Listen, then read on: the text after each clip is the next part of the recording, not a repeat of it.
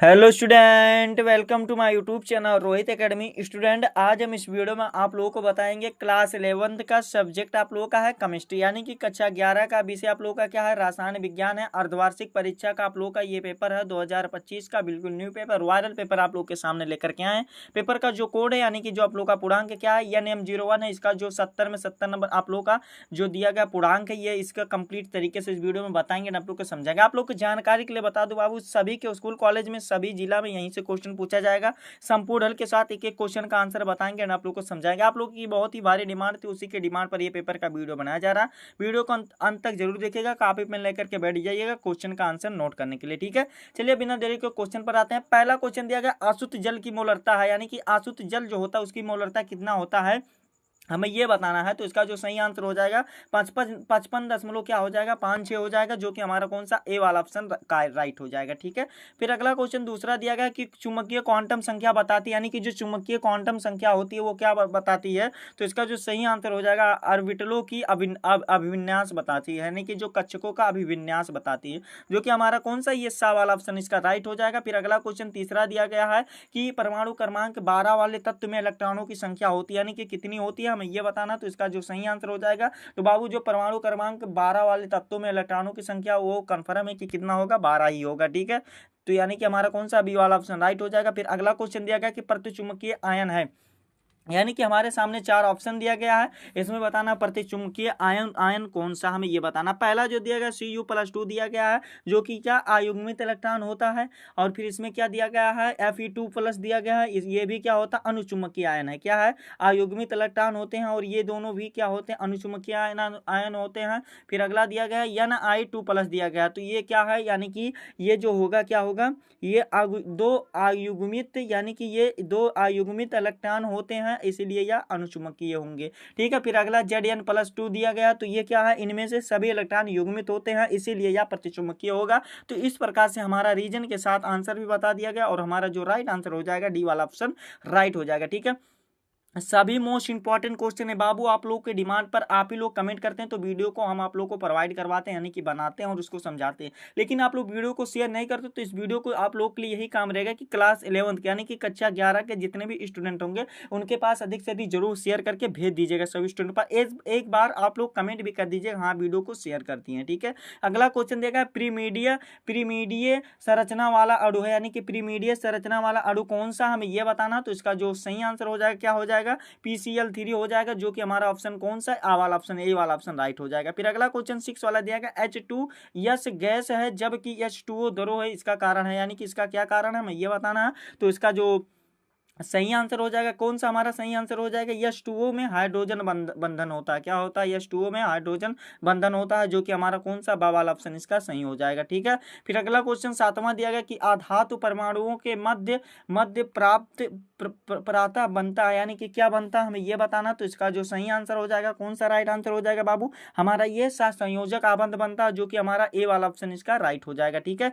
फिर अगला क्वेश्चन 8वां दिया गया, निम्न में से किसका बंध कोड सबसे कम होता है, हमें ये बताना। तो इसका जो सही आंसर हो जाएगा कौन सा राइट आंसर हो जाएगा, H2S हो जाएगा, जो कि हमारा कौन सा राइट आंसर हो जाएगा, आ वाला ऑप्शन, यानी कि ए वाला ऑप्शन हमारा इसका सही हो जाएगा, ठीक है। फिर अगला क्वेश्चन दिया गया कि आधुनिक आवर्त सारणी में आवर्त निम्न में से किसको व्यक्त करता है, हमें ये बताना। तो इसका जो 9वें का जो सही आंसर हो जाएगा कौन सा राइट आंसर हो जाएगा, मुख्य क्वांटम संख्या को व्यक्त करता है, किसको व्यक्त करता है बाबू, मुख्य क्वांटम संख्या को व्यक्त करता है, जो कि सा वाला ऑप्शन हमारा इसका राइट हो जाएगा, ठीक है।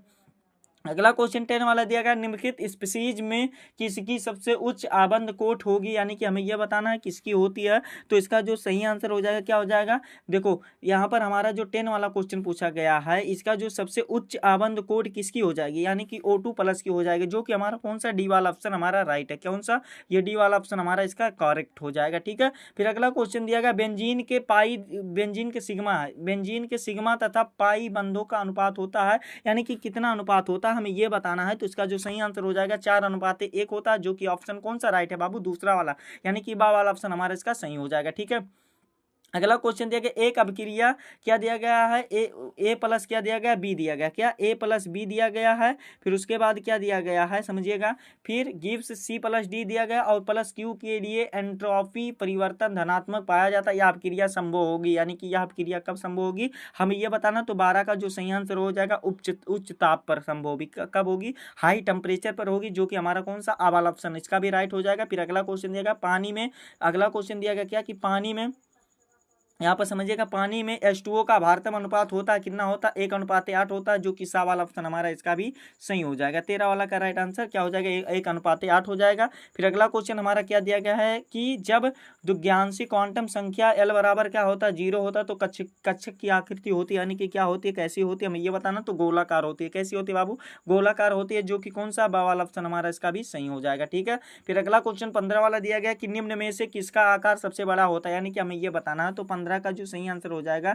इनमें से कौन सा आकार सबसे बड़ा होता है, तो आरए जो होता है इसका आकार बड़ा होता है सबसे। ठीक है, यानी कि कौन सा, रेडियम होता है, क्या होता है, रेडियम होता है, जो कि हमारा कौन सा, डी वाला ऑप्शन राइट हो जाएगा। फिर अगला क्वेश्चन 16 वाला दिया गया कि यदि किसी जलीय विलयन के पीएच का मान 0 हो तो वह विलयन होगा, यानी कि वह विलयन कौन सा होगा हमें ये बताना है। तो इसका जो सही आंसर हो जाएगा क्या हो जाएगा, देखो इसका जो राइट आंसर हो जाएगा अम्लीय हो जाएगा, क्या हो जाएगा, अम्लीय हो जाएगा, जो कि आ वाला ऑप्शन हमारा इसका भी सही हो जाएगा, क्या ए वाला ऑप्शन हमारा इसका राइट हो जाएगा। फिर अगला क्वेश्चन दिया गया 17 वाला क्वेश्चन पूछा गया है कि पानी में एच अनुपात ओ का भारतम अनुपात है होगा, यानी कि कितना होगा हमारा हमें ये बताना। तो वही रिपीटेड क्वेश्चन आ गया है, यानी कि आप लोगों को एक बोनस नंबर मिल गया, 1:8 ही होगा। ठीक है, क्या हो जाएगा, 1:8 हो जाएगा, जो कि सा वाला ऑप्शन हमारा सही हो जाएगा। फिर अगला क्वेश्चन दिया गया प्रथम, यहाँ पर क्वेश्चन दिया गया है कि प्रथम आयनन ऊर्जा न्यूनतम हो है, यानी कि न्यूनतम कितना होता है हमें ये बताना है। तो 18 का जो सही आंसर हो जाएगा क्या हो जाएगा बाबू, सीजियम हो जाएगा, किसकी है, यानी कि सीजियम की जो होती है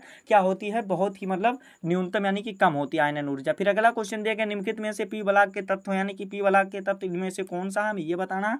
तो 19 का जो सही आंसर हो जाएगा ना, क्या हो जाएगा, 19 का सही आंसर हमारा Ca हो जाएगा, क्या हो जाएगा, Ca हो जाएगा, जो कि हमारा कौन सा, बी वाला ऑप्शन राइट हो जाएगा। यानी कि कैल्शियम जो होता है एक क्षारीय मृदा धातु होती है, यानी कि यही हमारा पी वाला के तत्व होता है। ठीक है, फिर अगला क्वेश्चन क्या दिया गया है कि आवर्त सारणी में सबसे अधिक रेडा विद्युतीय तत्व है, यानी कि रेडा विद्युतीय तत्व इनमें से कौन सा हमें ये बताना। 20 का राइट आंसर कौन सा हो जाएगा बाबू, फ्लोरीन हो जाएगा, जो कि डी वाला ऑप्शन हमारा इसका भी सही हो जाएगा। इस प्रकार से बाबू आपके क्वेश्चन पेपर में 20 MCQ था, यानी कि इसका आप लोगों का 20 नंबर कंप्लीट होगा। आगे भी कंप्लीट तरीके से बता दे रहे हैं, आप लोग इसको नोट कर लीजिएगा।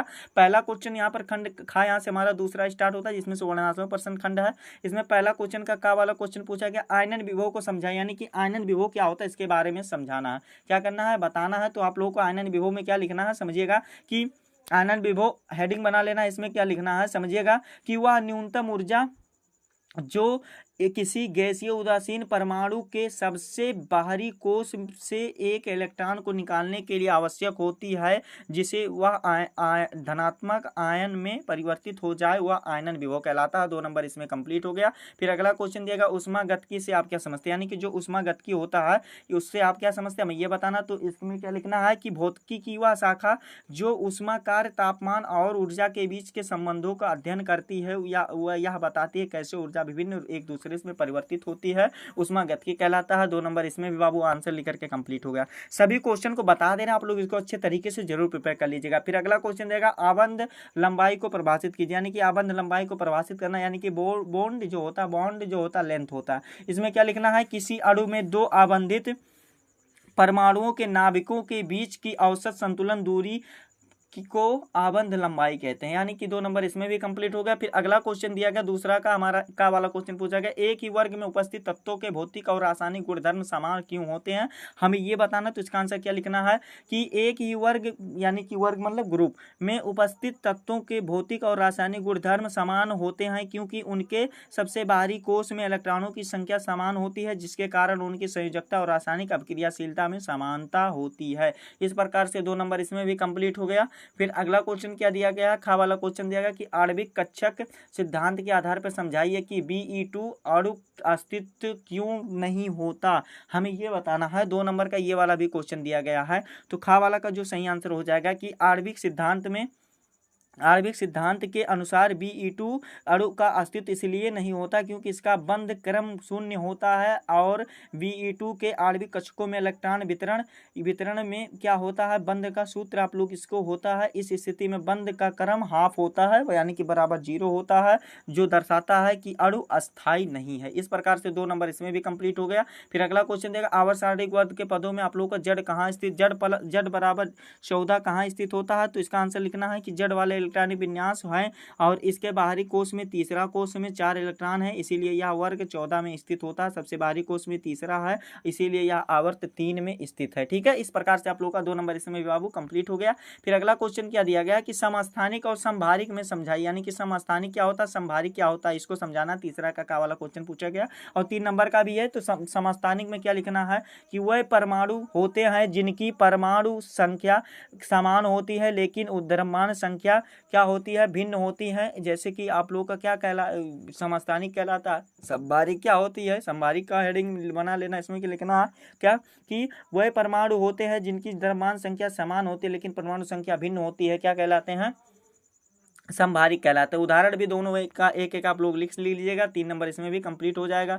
फिर अगला क्वेश्चन खा वाला दिया गया किस तरंग दैर्घ्य के प्रकाश उत्सर्जित करता है, 3 नंबर का क्वेश्चन है, तो इसको भी अच्छे तरीके से तैयार कर लीजिएगा। फिर आगे का क्वेश्चन देखिए क्या दिया गया, हुंड के नियम को उल्लेख कीजिए, जो कि आप लोग का एक उदाहरण देकर स्पष्ट कीजिए। तो ये इन सभी क्वेश्चन को आप लोग को क्या करना है, रफली कॉपी या कोई भी कॉपी में नोट कर लेना और इसका अच्छे तरीके से जरूर प्रिपेयर कर लेना, यानी कि तैयार कर लेना है। इसमें भी आप लोग का 4 नंबर का क्वेश्चन पूछा गया, इसको तैयार कर लीजिएगा। अगला क्वेश्चन दिया गया कि एक उत्सर्जन संक्रमण के यानी न्यूमेरिकल दिया गया, 4 नंबर का क्वेश्चन है, छोटा सा आप लोग का, इसको आप लोग पढ़े होंगे तो अच्छे से लगा लेंगे। ठीक है, फिर अगला क्वेश्चन दिया गया थॉमस मॉडल की कमियों को लिखे, यानी कि 4 नंबर का क्वेश्चन, इसको भी अच्छे तरीके से बाबू आप लोग प्रिपेयर कर लीजिएगा। जितना क्वेश्चन बताया जा रहा है सभी most important question half yearly examination के लिए, यानी कि अर्धवार्षिक परीक्षा के लिए। ठीक है, अगला क्वेश्चन 5वें का वाला है कि डाल्टन का परमाणु सिद्धांत क्या है, इसके प्रमुख बिंदु को लिखिए। 5 नंबर का क्वेश्चन अथवा करके दिया गया है कि क्वांटम संख्याएं क्या होती हैं, प्रत्येक क्वांटम संख्या के मान संभावित के मान के साथ लिखिए, यानी कि इसको भी लिखना है।